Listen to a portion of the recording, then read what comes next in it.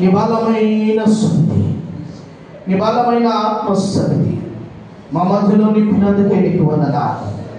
కృపగల దేవుడు, ఉదయగల తండ్రి తన ఓ యేసు రాజా నీకు స్తోత్రములు చెల్లిస్తూ ఉన్నాను. ఉన్నవాడవు అనువాడవు యుగ యుగములు సజీవుడమైన దేవుడు తండ్రి. ఇదిగో మోషే నాయన తండ్రి బలహీనుడై ఉండగా నువ్వు బలపరిచి నీ ప్రజలను విడిపించుటకు సిద్ధపరిచిన దేవుడా నీకు స్తోత్రాలు చెల్లిస్తూ ఉన్నాను.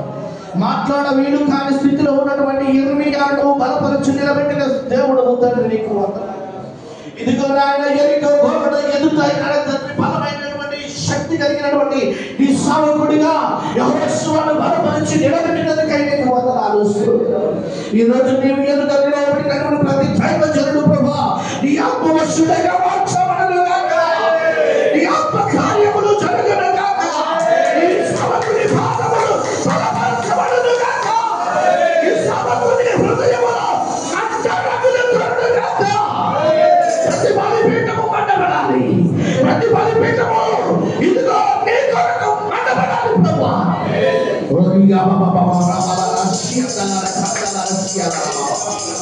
నీ బలమైన కార్యములు ఇప్పుడు జరగబోతున్నాయి ప్రభువా. నీ ఆత్మ కార్యములు జరుగుతూ ఉన్నాయి. ఇంకా నీ దాసులను నిండైన వెంటనే ఆత్మతో నింపుతూ అయ్యా నీ కొరకు నేను తన బలమైన సాధనముగా మలుచుకోబోతున్నదిగా మీకు వందనాలు. యావరణమంతా కూడా నీ సన్నిధి చేత నీ ఆత్మ చేత నింపి నీ కార్యమైనటువంటి అయ్యా మహత్కార్యములను జరిగించి నీ నామానికి మహిమ ఘనత ప్రభావములు తెచ్చుకుని మరి పరక్షకుడును మీ ప్రియకుమారుడును ప్రభు అయిన యేసుక్రీస్తు వారి పరిశుద్ధ నామములో ఈ కొద్ది స్తుతి ఆరాధన సమర్పించడానికి వేడుకొనుచున్నాము తండ్రి. Amen amen amen. Praise Lord. కూర్చోండి.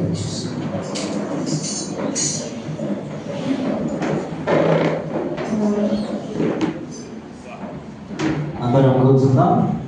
Praise Lord. అమూల్యమైన సమయంలో మనం వచ్చినాం కనుక మన మధ్య మరి దైవజనులు మరి ఆనంద విషయాల నుంచి చిన్న ప్రార్థన నడిపించాలని మనం చేస్తున్నాను.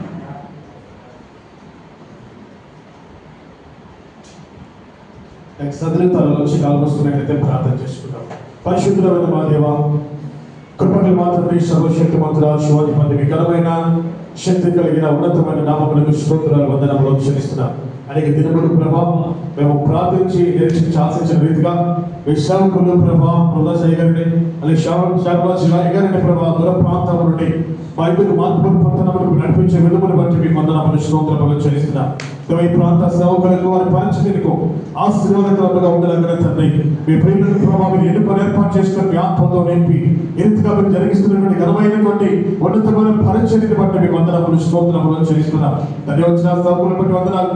వారి కుటుంబ దేవునిగా తండ్రి వారికి జరుగులాగా మీ నాకు మహిమకరముగా జరుగులాగా తండ్రి అయ్యా సమస్త విషయంలో గణిత మహిమ ప్రభావం మీరు పొందుకొని మీ కృపతో నింపమని మా ప్రియ ప్రభు మా రక్షకుడైన యేసు పరిశుద్ధ నామం ద్వారా ప్రార్థించి వేడుకొనుచున్నాం తండ్రి. ఆమేన్. Praise Lord. ప్రార్థించిన దైవజనులకు నా హృదయపూర్వక వందనాలు తెలియపరుస్తున్నాను. అదే రీతిగా మరి మన మధ్య కడప కోరిమామిల్ల మరి కొమరూరు ప్రాంతంలో విరివిగా వాడబడుతున్న దైవజనులు మరి పిచ్చపాల్ గారు 2 మాటలు మనతో మాట్లాడిన ఆశపడుతున్నారు. మరి ఈ సమయాన్ని నేను ఆయనకు అప్పచెప్తున్నాను.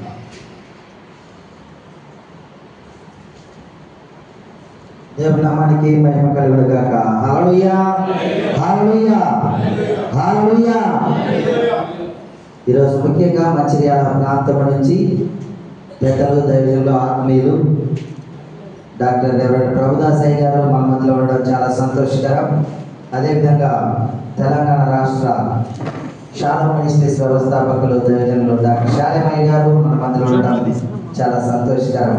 అదేవిధంగా ఈరోజు ఫ్రూట్ఫుల్ పవర్ మినిస్ట్రీస్ తరఫున మొట్టమొదటిగా పాస్టర్స్ ఫెలోషిప్ నిర్వహిస్తున్నటువంటి ఫౌండర్ గారైనటువంటి తోట రాజేష్ గారికి నా ప్రత్యేక వందనాలు తెలియజేస్తూ ఉన్నాను. అదేవిధంగా దైవజనులు ఎన్సన్న గారికి, నా మిత్రులు మా తోటి బైబిల్ కాలేజ్ ట్రైనింగ్ క్లాస్మేట్స్ ఉన్నారు ఇక్కడ ఇద్దరు వినికొండ ప్రాంతం నుంచి ఇచ్చారు, వారికి కూడా ప్రత్యేకమైన వందనాలు తెలియజేస్తూ ఉన్నాను.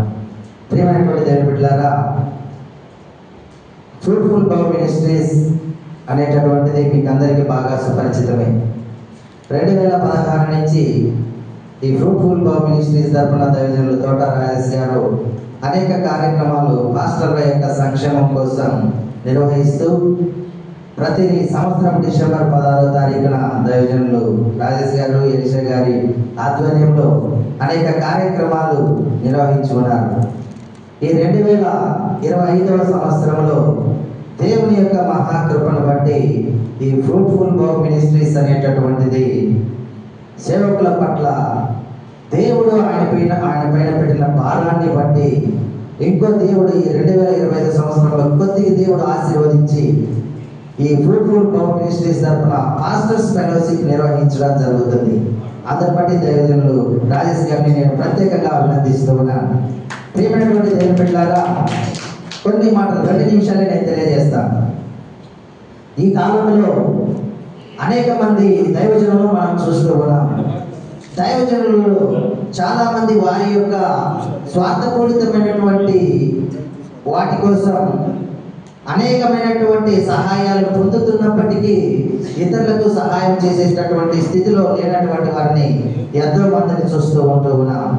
అయితే దైవజనులు రాజేష్ గారు వారి యొక్క కష్టార్జితంలో నుంచి అనేకమైనటువంటి కార్యక్రమాలు నిర్వహిస్తూ వారి కుటుంబం తరఫున అనేక కార్యక్రమాలు నిర్వహిస్తూ ఉంటూ ఉన్నాడు. అయితే నేను మీకు తెలియజేస్తూ ఉన్నాను, రాబోయే రోజులలో ఈ ఫ్రూట్ఫుల్ పవర్ మినిస్ట్రీస్ అనేటటువంటిది ఆత్మల భారము కలిగినటువంటి దైవ సేవకుల తరఫున నిలుస్తుందని నేను మీకు తెలియజేస్తూ ఉన్నాను.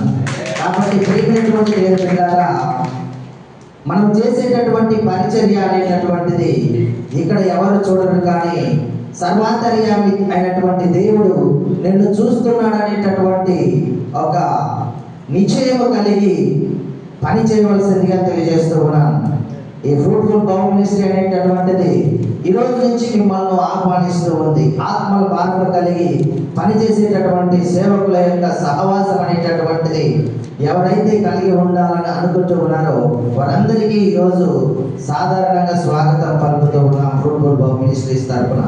కాబట్టి ప్రియమైనటువంటి దేవుని దైవ సేవకులారా, మీరందరూ గమనించండి, ఏదో వ్యక్తిగతమైనటువంటి స్వార్థం కోసం కాదు. ఇది దేవుని యొక్క నిర్ణయం చొప్పున, దేవుని యొక్క దర్శనం ప్రకారం ఈ యొక్క సేవకుల సదస్సు అనేటటువంటిది దైవజనులు నిర్వహిస్తూ ఉన్నారు. అదేవిధంగా మమ్మల్ని బలపరచడానికి ప్రియమైనటువంటి దేవుని పిల్లరా, నేను 2 సంవత్సరాలే దైవజనులు రాజేష్ గారి దగ్గరికి వచ్చాను. పోయిన సంవత్సరం, అటు పోయిన సంవత్సరం. అయితే ఈయన చేసేటటువంటి పరిచర్యను చూసినప్పుడు పాస్టమ్మ గారు లాస్ట్ మన ఒక మాట చెప్పింది ఆమె చివరిలో, ఇది మా స్వార్థం కోసం కాదు, కానీ మేము హృదయపూర్వకంగా మా కుటుంబం తరఫున చేస్తూ ఉన్నామని పాస్టమ్మ గారు చెప్పినప్పుడు నా హృదయం కదిలించబడింది. ఎందుకు అంటే నేను మా పాస్టమ్మ గారు కూడా అదే రకమైనటువంటి పరిచర్య చేస్తూ ఉన్నాం. కాబట్టి నేను ఆ రోజు నిర్ణయించుకున్నాను, ఏదో రకంగా నా యొక్క సహాయం అనేటటువంటిది ఈ మినిస్ట్రీలో ఉండాలని ఆత్మదేవుడు నాకు ఆ రోజే ప్రేరేపించాడు. ప్రియమైనటువంటి దేవుని పిల్లారా, ఆ రీతిగా నేను దైవజనులు రాజేష్ గారితో డిసెంబర్ 16 తర్వాత ఈ 2025 జనవరిలో ఒకరోజు వారి యొక్క ఇంటిని దర్శించి ఈ యొక్క మినిస్ట్రీస్కి కావలసినటువంటి అన్ని ఏర్పాట్లను ఆ దేవాది దేవుడి నిన్నటికి పూర్తి చేశాడు. ప్రియమైనటువంటి దేవుని బిడ్డలారా, అందుని బట్టి దేవుడికి నేను కృతజ్ఞతలు తెలియజేస్తూ ఉన్నాను. కాబట్టి నేను చెప్పేటటువంటి మాట ఒకటే, నమ్మకం కలిగినటువంటి తిమోతి వలె మీరు సహకరించి ఆత్మల భారం కలిగి జీవాధిపతి అయినటువంటి దేవుడు చూస్తున్నాడు అనేటటువంటి విధముగా మీరు ఈ ఫ్రూట్ఫుల్ పవర్ మినిస్ట్రీస్లో పనిచేసేటటువంటి వారు, ఆశ కలిగినటువంటి వారికి స్వాగతం పలుకుతూ దేవుడి ఈ మాటల్ని దీవించునుగాక. Thank you brother. వాక్య నిమిత్తము దైవజనులు పెద్దలు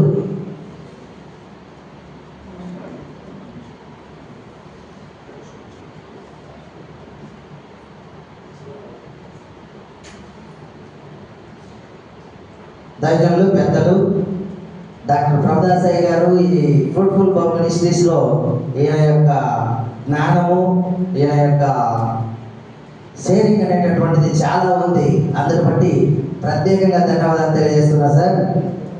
వాక్య నిమిత్తం అయ్య గారిని నేను ఆహ్వానిస్తూ ఉన్నాను. చప్పట్లు కొట్టి అయ్య గారిని ఆహ్వానిస్తాను.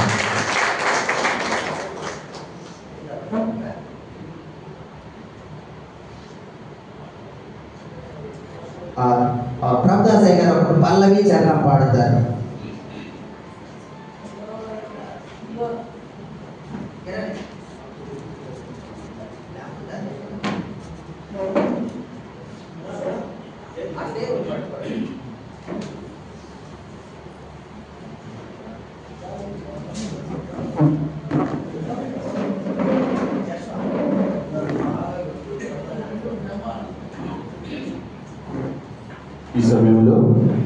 ఒక పల్లవి ఒక చరణం దగ్గరికి కనపడ పాడుతుందా? ఆరాధించేదా, స్తుతి చెల్లించేదా, స్తోత్రము చేసేదా, హృదయం అర్పించేదా అనే గీతలు పాడి దేవుని నామాన్ని మహిమపరుద్దాం. ఆరాధించేదా, స్తుతి చెల్లించేదా, స్తోత్రము చేసేదా, స్తుతులర్పించేదా, ఆరాధించేదా, స్తుతి చెల్లించేదా, స్తోత్రము చేసేదా, స్తుతులర్పించేదా, యేసయ్యా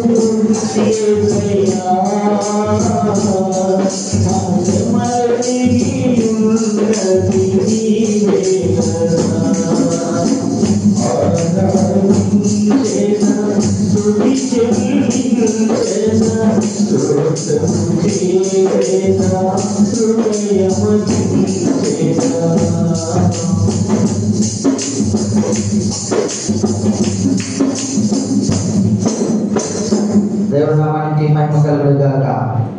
దైవజనుడు ప్రభుదాసయ్య గారు వాక్యాన్ని అందిస్తున్నారు.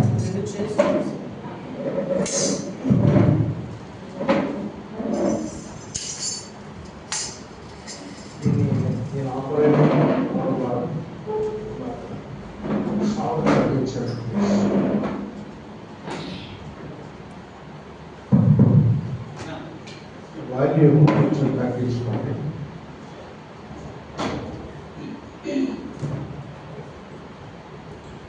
చిన్న మాట ప్రార్థన చేసుకుంటాం. మహోన్నతుడా, సర్వోన్నతుడా, జీవముగల మా తండ్రి, నిలబడుటకు నీవు మాయడల చూపిన కోపం బట్టి నీకు వందనాలు. నీ దైవదాసులైన తోటి సేవకులు నీ పరిశుద్ధ మందిరంలో చేరి ఉన్నారు.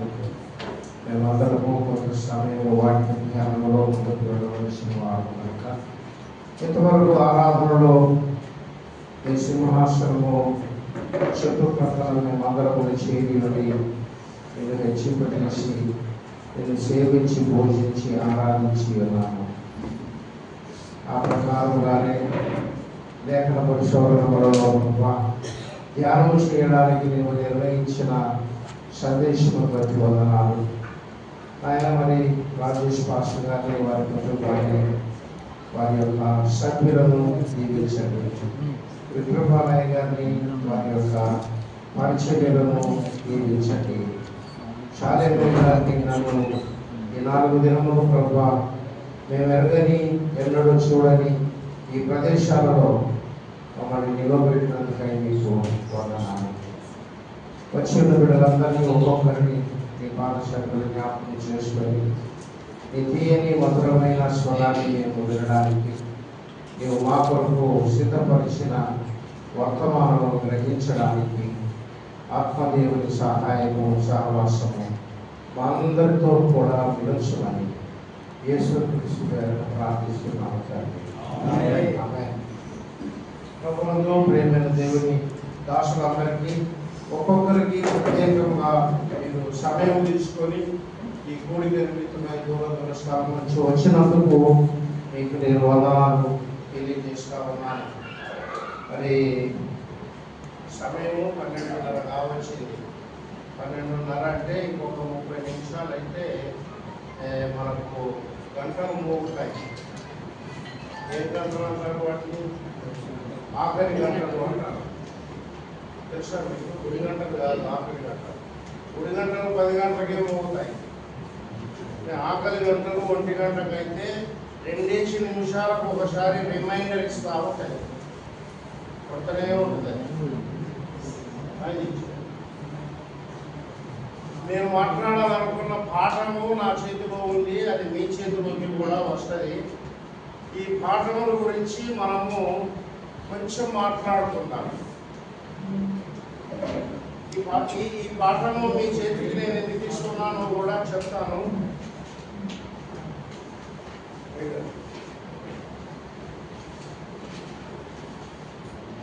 ప్రత్యేకించి ఫ్రూట్ఫుల్ హోమ్ మినిస్ట్రీ వారు ఈ చక్కని కార్యక్రమాన్ని నిర్వహించాలని ప్రార్థనాపూర్వకంగా సంకల్పించారు.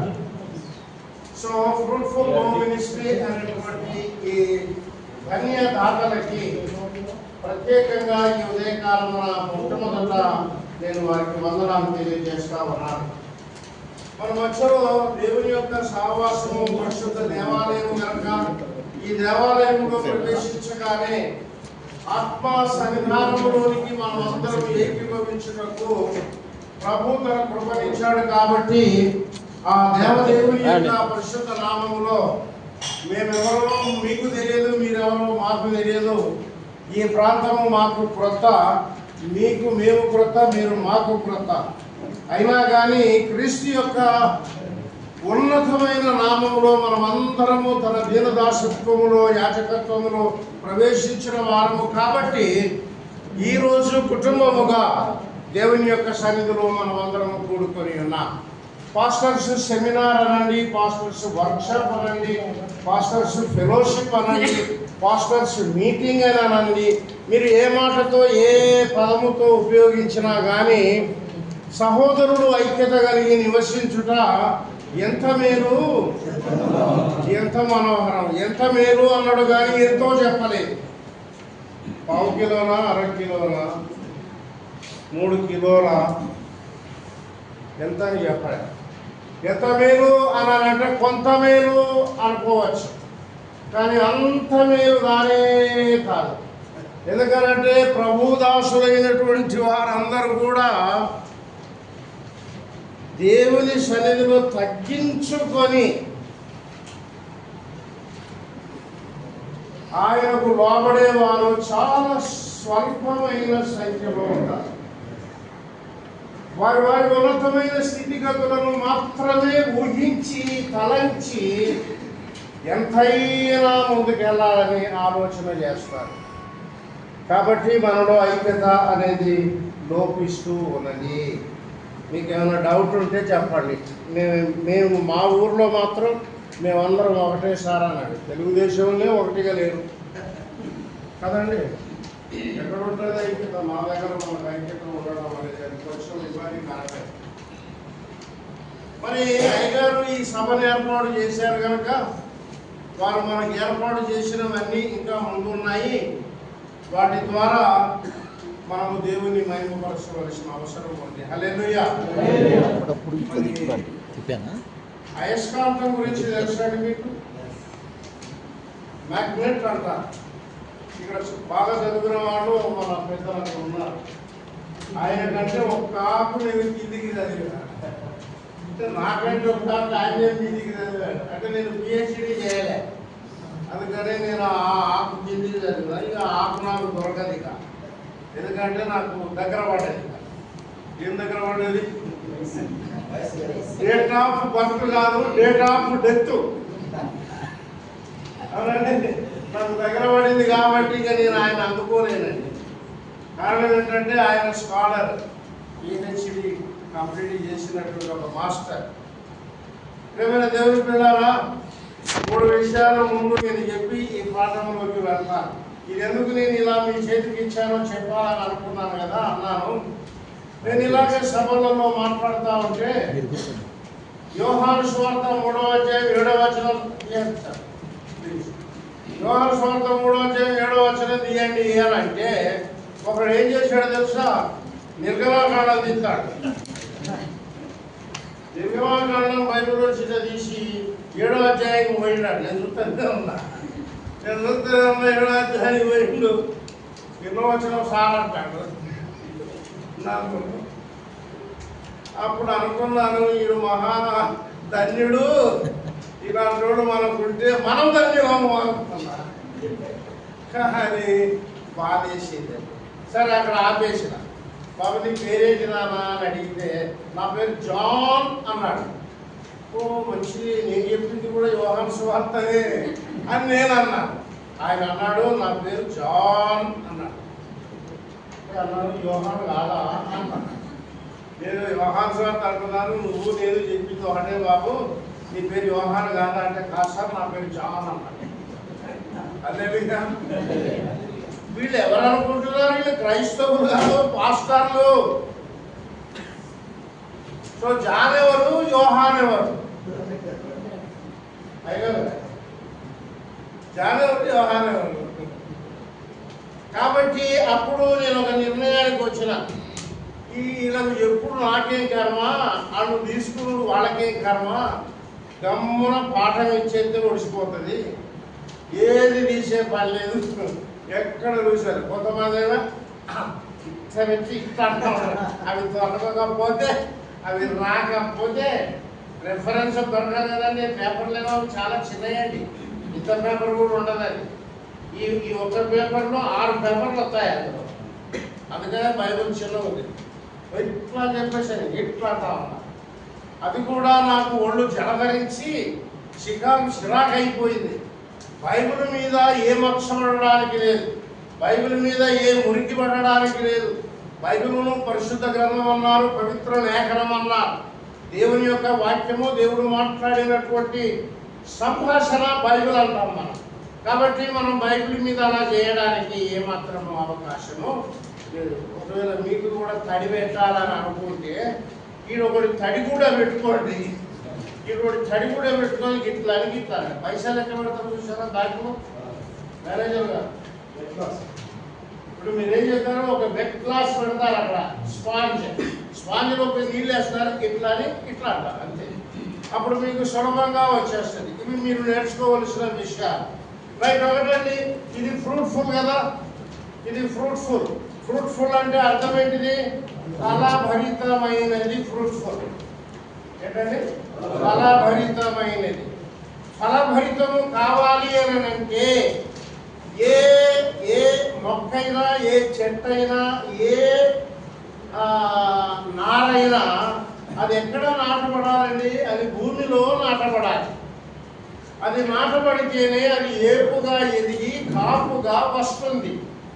దాన్ని ఫ్రూట్ఫుల్ అని అన్నారు. సో దానికి నేను ఒక 2వ మాటను యాడ్ చేస్తాను.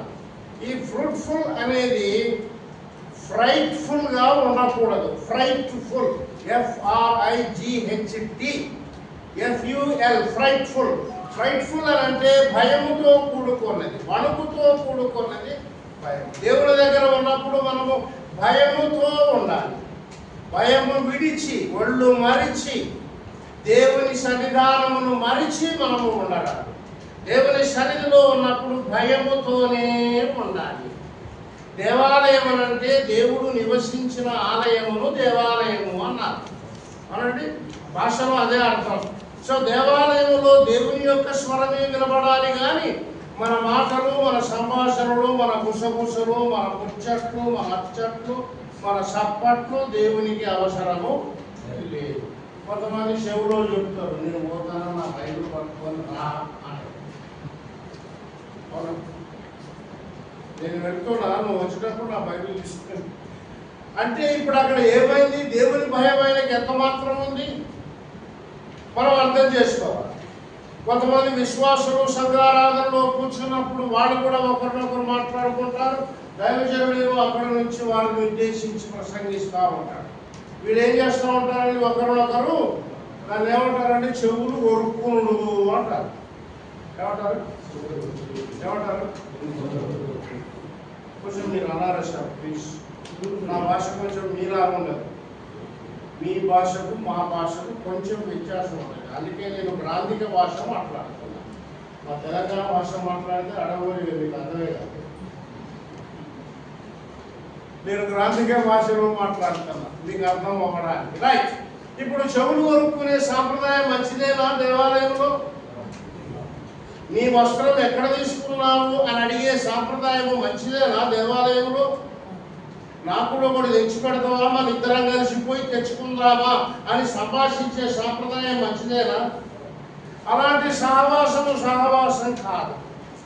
మనము దేవాలయంలో ఉన్నప్పుడు ప్రవేశించినది మొదలు మళ్ళీ ఆవేశించే అంతవరకు, అవతలకి వెళ్ళే అంతవరకు నీకు ఎలాంటి అవసరము వచ్చినా, నీకు ఎలాంటి సందర్భం వచ్చినా దేవుని భయములు కలిగి ఉంటే డెఫినెట్గాను నిశ్శబ్దముగా ఆత్మను అనుసరించి మాత్రమే దేవుని వైపే చూసి నీ ప్రక్కన, నీ వెనకన, నీ ముందున నీ కాన్సన్ట్రేషన్ లేకుండా నీవు ఉంటావు. దాన్ని ఏమంటారంటే భయ భక్తులు అంటారు. దాన్ని ఏమంటారండి? భయ భక్తులు. భయభక్తులు అంటే భయము లేని కోడి ఏదో చేసిందట అంతే కదా. ఇప్పుడు భయభక్తులు కలిగిన భక్తులు భయమును విడిచి దేవుని సన్నిధిలో ప్రవర్తన చేస్తే అది దేవునికి ఆమోదయోగ్యమేనా? సో మనము సేవకులము గనక మనము ఆచరించి, మనము పాటించి, మన సంఘానికి చూపించి మనం చేయాలి. చాలా మంది బోధకులు అంటారు, ఇక మొదలు పెట్టుకున్నాము, ఈ సెల్ ఫోన్ స్విచ్ ఆఫ్ చేయండి. ఒకవేళ స్విచ్ ఆఫ్ చేయకపోతే ఎమర్జెన్సీ అయితే చెవుడు పెట్టుకుని అవతలి పోయి మళ్ళారండి. అది కూడా భయభక్తి అనే భావంలోనికి రాదు. మనం ఎప్పుడు దేవుని సేవకులం కాబట్టి భయభక్తులు కలిగే ఉండాలి. అలాంటి వారిని దేవుడు ప్రేమిస్తున్నాడు, అలాంటి వారిని దేవుడు రమ్మంటున్నాడు, అలాంటి వారికి దేవాలయంలో ప్రవేశము ఉన్నది. కనుక ఏ సందర్భంలో కూడా బయటికి లోపలికి వేసిపోయి తిరిగి వచ్చే సందర్భం ఇది కాదు. మీరు 10 గంటలకు ప్రవేశించాలంటే 1 గంటకు ముగిస్తారనంటే అంత సమయము ఏకాగ్రత కలిగి, లక్ష్యము కలిగి, గురి కలిగి, దృష్టిని పెట్టి, వివేచన జ్ఞానమును పెట్టి దేవుని యొక్క వాక్యాన్ని ధ్యానం చేయాలి. హల్లెలూయా. ఇక ఫ్రైట్ఫుల్ అన్నాను కదండి. ఈ ఫ్రూట్ఫుల్ అనేది మొక్క నాటబడితేనే తప్ప ఈ ఫ్రూట్ఫుల్ మొక్క అది ఫలించడానికి అవకాశము లేదు. ఈ ఫ్రూట్ఫుల్ అనే దానికి నేను యాడ్ చేశాను ఫ్రైట్ఫుల్ అన్నాను. ఈ ఫ్రైట్ఫుల్ అనేటువంటి మాటకి ఏంటంటే కొన్ని కారణాల చేత, వాతావరణాల చేత, తెగులు చేత ఈ ఫ్రూట్ఫుల్ మొక్కకి కొన్ని సందర్భాలలో తెగుళ్ళు వస్తూ ఉంటాయి. ఆ తెగుళ్ళు వచ్చిన సందర్భాలలో ఈ కాపుకు నష్టము కలుగుతుంది. ఈ కాపరికి, ఈ సేద్యం చేసే వారికి కూడా కొంచెం కష్టం కలుగుతుంది. సో నేను అనే మాట, రెండవ మాట ఏంటంటే ఫ్రైట్ఫుల్. సో దేవుడు కనుక ఈ ఫ్రూట్ఫుల్ దానిని వ్యవస్థాపన చేస్తే, దేవుని కనుక, దేవుని నామమును కనుక దీనికి అనుసంధానము చేస్తే తప్పకుండా ఈ ఫ్రైట్ఫుల్నెస్ అనేది పారిపోతుంది. దేవునికి నీకు మధ్య ఆ దేవుని ఆత్మ సంధానమే ఉంటుంది కాబట్టి ఇక ఇది ఫలిస్తుందా ఫలించదా, వికటిస్తుందా వెక్కిరిస్తుందా అనేటువంటి ఆలోచన నీకు రానక్కరలేదు. ఈ ఫ్రైట్ఫుల్నెస్ అనేది పారిపోతుంది. దేవుని సేవకునికి పైసలు कौन देता है, प्रार्थना कैसा करना है, किधर से पैसा आता है. హైదరాబాద్ భాష మీరు హైదరాబాద్లో తింటారు కదా, రిక్షా వాడు కూడా కిధర్ జానా है, ఉధర్ జాओ అన్నమాట. అవునా కదా, ఇది హైదరాబాద్ భాష. రైట్. పైసలు కहाँ से आता है. ఇదిగో ఈయన నాటిన మొక్కకు ఏం కావాలో ఆయనకు తెలుసు కదా. ఫ్రూట్ఫుల్నెస్ అనేది రావడానికి ఏం కావాలో తెలుసు కదా. గాలి ఎంత కావాలి, నత్రజని ఎంత కావాలి, యూరియా ఎంత కావాలి, అమోనియా ఫాస్ ఎంత కావాలి, ఇవన్నీ మందు మందులు. నేను చెప్పిన ఈ 4 పేర్లు మందులే. ఈ మందులు దీనికి ఏ మోతాదులో కావాలో కూడా ఈ ఫ్రూట్ఫుల్ మొక్కను నాటిన వ్యక్తికి తెలుసు. కాబట్టి ఈ ఫ్రైట్నెస్ అనేది అతనికి ఎంత మాత్రమో కాదు. దేవుడు నీకు చెప్పగానే నువ్వు దేవునికి జవాబు ఇవ్వవలసింది ఒకటే మాట, నేనున్నాను నన్ను వాడుకో, నేనున్నాను నన్ను వాడుకో, నాకేది అవసరము. అందువలన ఈ ఫ్రైట్ఫుల్నెస్ అనేది కొన్నిసార్లు మనకి ఏం చేస్తుందంటే డౌట్ఫుల్నెస్ క్రియేట్ చేస్తుంది. ఏం చేస్తుంది? డౌట్ఫుల్నెస్ అంటే ఏంటో తెలుగులో చెప్పుకుంటుంది, ఇట్లా అతిమాదారం కదా. అనుమానం అనేది ఇక్కడ క్రియేట్ అవుతుంది. భయం అనేది భయముతో పాటుగా అనుమానమును తీసుకొని వస్తుంది.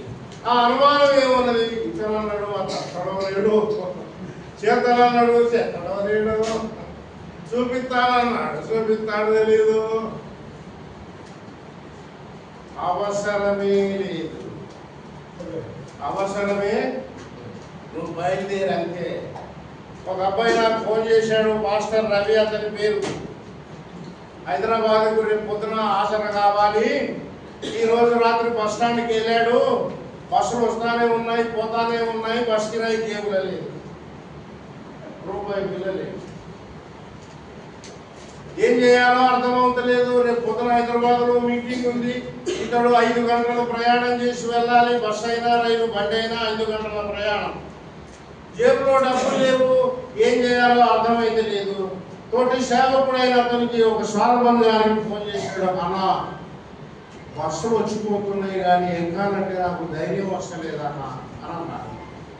అప్పుడు ఆ సాల్మన్ గారు రాత్రి వేళ జవాబు ఇచ్చాడు ఏంటంటే, నువ్వు బస్ స్టాండ్లో నేను ఉండు, నేను వస్తున్నా అన్నాడు. నువ్వు బస్ స్టాండ్లో ఉండు, నేను వస్తున్నా. ఎందుకన్నా వద్దన్నా అని ఆయన అంటున్నాడు. అవతల ఆయన అన్నాడు, నేను వచ్చి ప్రార్థన చేసి పంపించానంటే నేను బస్ ఎక్కించి వస్తా అన్నాడు. ఎప్పుడైతే ఈ సాల్మన్ గారు బండి వేసుకొని బస్ స్టాండ్కి వెళ్ళాడో అక్కడ ఆయన ఒంటరిగా ఇంకో 4-3 ప్యాసింజర్ కలిసి ఉన్నారు. ఇప్పుడు ఏమైంది, ఆయన ప్రార్థన చేసి జేబులో చెయ్యి పెట్టి చేతికి వచ్చిన కాగితాలు ఆయన చేతిలో పెట్టి క్షేమంగా పోయి లాభంగా రా అన్నాడు. ఇప్పుడు ఈయనకి ఏం కావాలా? టికెట్కు పైసలు కావాలా? ఏం చేస్తున్నాడు ఆయన? బయలుదేరాడు, బ్యాగ్ పట్టుకున్నాడు, బయలుదేరాడు. ఎక్కడికి వచ్చాడు? బస్ స్టాండ్కి వచ్చాడు. ఎక్కడికి వెళ్ళాలండి?